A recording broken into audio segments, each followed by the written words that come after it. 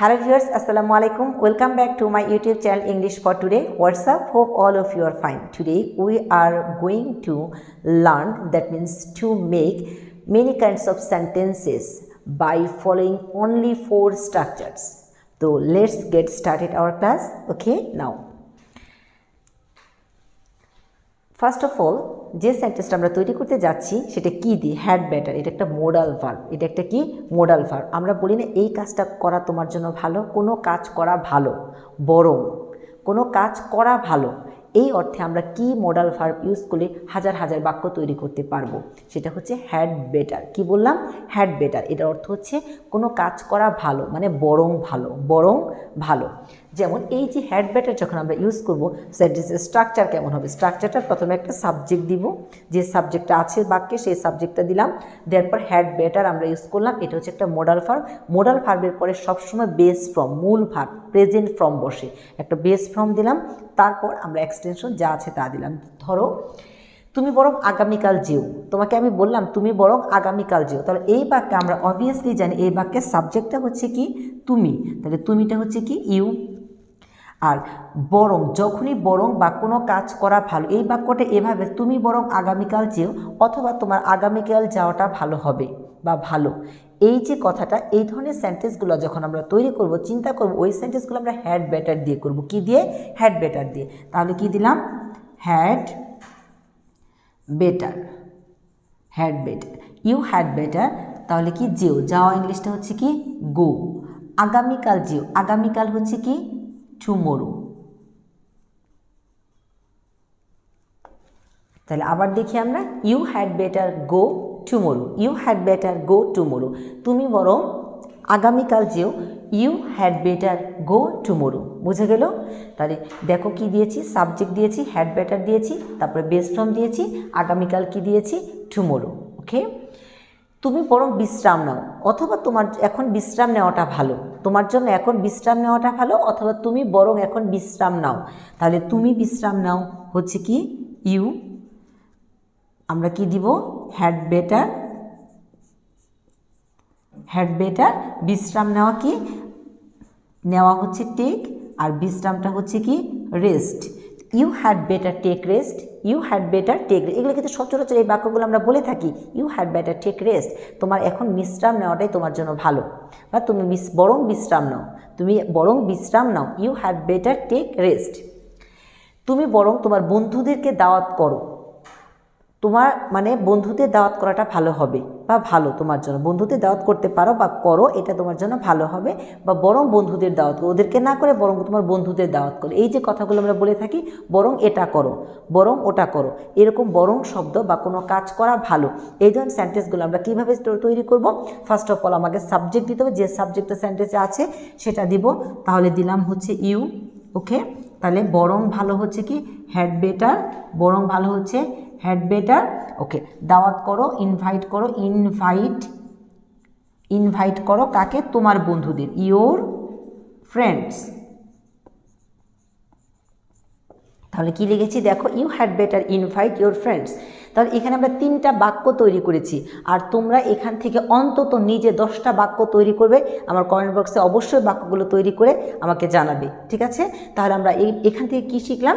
কোনো কাজ করা ভালো বা বরং ভালো, এই ধরনের সেন্টেন্সগুলো ফার্স্ট অফ অল আমাকে দিতে হবে একটা সাবজেক্ট, যে সাবজেক্ট ওখানে আছে সাবজেক্ট, তারপর একটা হ্যাড বেটার, তারপর আমি কি দিব? বেস ফর্ম, যে কাজটার কথা বলা হচ্ছে সেই কাজটা দিব, আর এক্সটেনশন থাকলে দিব, না থাকলে দিব না। তাহলে subject plus had better plus base form plus extension. Do you understand? Okay, now এবার নেক্সট স্ট্রাকচারে আসছি। তাহলে এই স্ট্রাকচারটা ফলো করে আশা করছি তোমরা অনেক বাক্য তৈরি করতে পারবে, এবং এটা বারবার মুখে বলার চেষ্টা করবে, তাতে করে আমাদের স্পিকিংটা কি ভালো হবে। মানে আমরা যখন যে এই ধরনের বাক্যগুলো বলবো, এই বাক্যগুলো অন্তত ইংরেজিতে বলতে পারবো ইনশাল্লাহ। ওকে, নাও এবার আসছি অ্যাবাউট টু।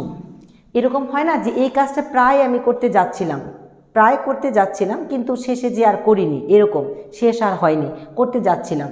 হ্যাঁ, তাহলে এই যে প্রায় হয়ে গিয়েছিল কিন্তু শেষ মুহূর্তে আর হয়নি, প্রায় হয়ে গিয়েছিল, করতে যাচ্ছিলাম, করেই ফেলছিলাম, বাট শেষে যে আর হয়নি, এই যে ধরনের বাক্যগুলো আমরা বলে থাকি। যেমন ধরো আমরা এই ধরনের বাক্য বলি না যে আমি প্রায় ঘুমিয়ে পড়েছিলাম, আমি প্রায় মরে গিয়েছিলাম, আমি প্রায় ঘুমিয়েই পড়েছিলাম, অথবা তুমি প্রায় পৌঁছে গিয়েছিলে, সে প্রায় আমাকে ফোন করতে নিয়েছিল বা করতে যাচ্ছিল।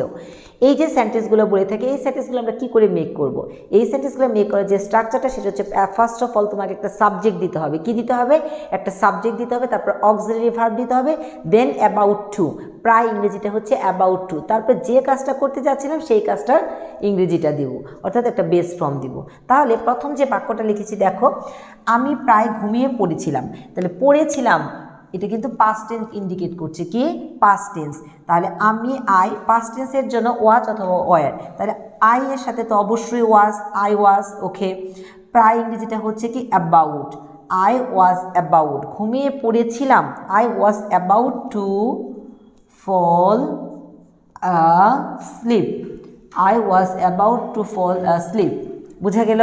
I was about to fall sleep. আমি প্রায় পৌঁছে গিয়েছিলাম, মানে অতীতের কথা, প্রায় পৌঁছে গিয়েছিলাম, শেষ পর্যন্ত আর পৌঁছাতে পারিনি, তাই না? তাহলে আমরা কি দিব দেখো, I was about to rich, আমি প্রায় রাতে বা দিন বাড়ি পৌঁছে গিয়েছিলাম, এরকম দিতে পারে I was about to reach home, রাতে at night. I was about to reach home, আমি প্রায় বাড়ি পৌঁছে গিয়েছিলাম, কিন্তু শেষে আর হয়নি, যাওয়া হয়নি। এবার আমি প্রায় তোমাকে ফোন করতে যাচ্ছিলাম, আমি প্রায় তোমাকে ফোন করতে যাচ্ছিলাম, আমি হচ্ছে কি I was about to call you, I was about to call you, I was about to call you. তাহলে দেখো একটা স্ট্রাকচার ফলো করে তিনটা বাক্য আমরা তৈরি করেছি। কি দিয়েছি? ফার্স্ট অফ অল একটা সাবজেক্ট দিয়েছি, দেন একটা অক্সিলারি ভার্ব দিয়েছি টেন্সের উপর ডিপেন্ড করে, তারপর একটা অ্যাবাউট টু দিয়েছি, আর যে কাজটা করতে চাচ্ছি সেই কাজটার ইংরেজি লিখেছি। এভাবে তিনটা বাক্য তৈরি করেছি। তোমরা নিজেরা আরও 10টা বাক্য তৈরি করো আর এটা মুখে মুখে বলো। যখনই এই ধরনের বাক্য কোথায় বলতে হবে ওই কথাটা আমরা আজ থেকে বলবো ইংরেজিতে। ওকে, তাহলে আমরা দুটো স্ট্রাকচার ফলো করে অনেক বাক্য তৈরি করতে পারছি। এখন আমরা যে স্ট্রাকচারটা ফলো করতে যাচ্ছি সেটা হচ্ছে, আমরা এরকম কথা বলি না, আমি ভাত না খেয়ে থাকতে পারি না, আমি তোমার প্রশংসা না করে থাকতে পারি না, আমি না চেয়ে থাকতে পারি না, কাজটা না করে থাকতে পারি না, এটা আমাকে করতেই হয়। না করে থাকতে না পারা, কোনো কাজ না করে, আমি ফোন ছাড়া থাকতেই পারি না, ফোন তোমাকে কল না করে থাকতেই পারি না, কোনো কাজ না করে থাকতে না পারা। হ্যাঁ, এই ধরনের সেন্টেন্সগুলো আমরা কিভাবে তৈরি করব। এই ধরনের সেন্টেন্সগুলো যেমন আমি ভাত না খেয়ে থাকতে পারি না, এই ধরনের সেন্টেন্স তৈরি করার জন্য ফার্স্ট অফ অল আমাকে কী দিতে হবে? একটা সাবজেক্ট দিতে হবে। সাবজেক্ট তো থাকবেই, কারণ বাংলাটাই আমাদের মুখে আমাদের মাথায় প্রথম আসে। তাহলে আমি হচ্ছে কি আই। ওকে, পারি না, তাহলে পারি না ইংলিশটা না করে থাকতে না পারা, ক্যান নট বাট। কী দিব?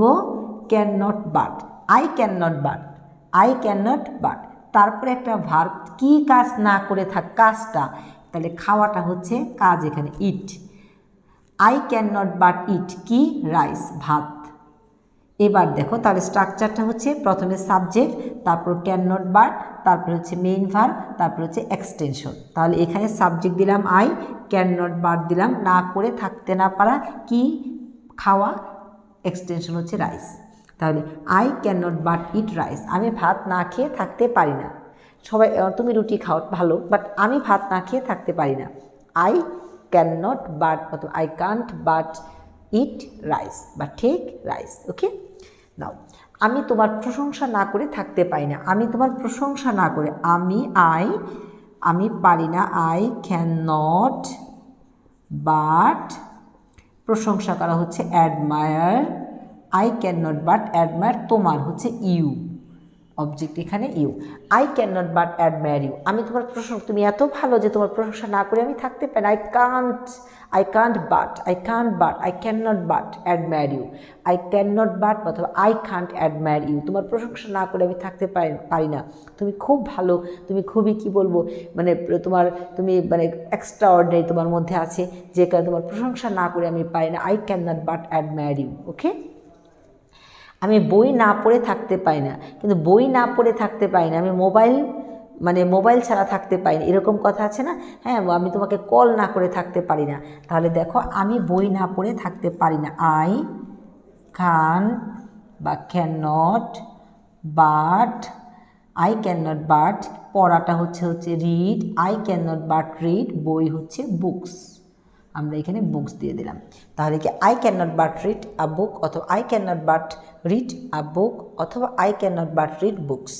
আমি বই না পড়ে থাকতে পারি না। তাহলে কোনো কাজ না করে থাকতে না পারা, এর স্ট্রাকচার হচ্ছে সাবজেক্ট, তারপর একটা ক্যান নট বাট, আবারও বলছি ক্যান নট বাট দিয়ে যে কাজটা করা, যে কাজ সেই কাজের ভার্বটা দিলাম, ওই কাজটা দিলাম, তারপরে এক্সটেনশন থাকলে দিব, না থাকলে দিব না, এক্সটেনশন থাকবে, কারণ ওই কাজটা না করে থাকতে পারি না, না খেয়ে থাকতে পারি না, I can not but take অথবা ইট।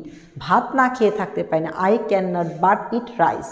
ওকে, আমি চা না খেয়ে থাকতে পারি না, I can not but take tea, take tea. Understood? Okay, এবার আসো, এতক্ষণ বললাম পারি না, এবার বলবো পারলাম না। আমি এটা না করে থাকতে পারলাম না, পারি না, আর এখন বললাম পারলাম না, অর্থাৎ ওটা ছিল প্রেজেন্ট, এটা ছিল কি, ওটা ছিল মডেলের মধ্যে প্রেজেন্ট দিয়ে করলাম যে এই মুহূর্তের কথা, এটা না করে পারি না, ওটা বললাম পারলাম না, অর্থাৎ এটাকে ক্যানটাকে করে দেব কুড, ক্যানটাকে কি করে দেব, কুড করে দেব। যেমন দেখো, আই কুড নট বাট, তারপরে ভার্ব পার এক্সটেনশন। আমি না হেসে থাকতে পারলাম না, একটা ঘটনা ঘটছিল, তোমার সাথে গল্প করছি যে ওই মুহূর্তে আমি না হেসে থাকতে পারলাম না, এমন একটা হাসির ঘটনা হলো যে না হেসে থাকতে পারলাম না। তাহলে আমি পারলাম না, তাহলে আই ক্যান নট দিব না কুড নট দিব, অবশ্যই কুড নট দিব। I could not but love, I could not but love, I could not but love. আমি না হেসে থাকতে পারলাম না, আমি না হেসে থাকতে পারলাম না, তুমি না হেসে থাকতে পারলা না, ইউ কুড নট বাট লাভ। সে না হেসে থাকতে পারলো না, হি কুড নট বাট লাভ। ঠিক আছে? নাও, আমি অনুষ্ঠানে না গিয়ে পারলাম না, মানে আমাকে অনুষ্ঠানে যেতেই হয়েছে, না অনেক না করেছিলাম, তারপর আমাকে যেতে হয়েছে, না গিয়ে পারলাম না। তাহলে আমি পারলাম না হচ্ছে আই কুড নট বাট, যাওয়াটা হচ্ছে গো, কোথায়, অনুষ্ঠানে, to the function, to the function. তাহলে I could not but go to the function, I could not but go to the function, you could not but go to the function, he could not but go to the function. আমি তার সাথে ঝগড়া না করে পারলাম না, I could not, তাহলে আমরা একটা কি দিব, but, I could not but quarrel, Q U double R E L, I could not but quarrel তার সাথে, সাথেটা হচ্ছে উইথ, তার সাথে, তার হচ্ছে উইথ হিম। তাহলে দেখো, I could not but quarrel with him, আমি তার সাথে ঝগড়া না করে পারলাম না, আমি তার সাথে কথা না বলে থাকতে পারলাম না, I could not but talk to him, I could not but talk to him. অর্থাৎ তার স্ট্রাকচারটা কি, স্ট্রাকচারটা হচ্ছে একটা সাবজেক্ট দিলাম, কুড নট দিলাম, কুড নট পারলাম না এরকম, সেটা কুড নট বাট, তারপরে হচ্ছে বেস ফর্ম, তারপরে এক্সটেনশন। তাহলে আমরা আজকে শিখেছি ক্যান নট বাট দিয়ে কিছু সেন্টেন্স শিখেছি বাক্য গঠন, কুড নট বাট দিয়ে কিছু বাক্য গঠন শিখেছি, আর ফার্স্ট যে দুটো রোল পড়লাম সেটাতে কি পড়েছি আমরা, হ্যাড বেটার, আরেকটা কি পড়েছি, হ্যাড বেটারের পর আমরা অ্যাবাউট টু। এই চারটা রুলস ফলো করে তোমরা অ্যাটলিস্ট প্রত্যেকটাতে 10টা করে সেন্টেন্স তৈরি করে 40টা বাক্য নিজে তৈরি করবে, দেন একটু বারবার পড়বে, বারবার পড়ার পরে দেখবে ওই ধরনের সেন্টেন্সগুলো আর জীবনে কখনো কোনোদিনও ভুল হবে না ইনশাআল্লাহ। Thanks to all.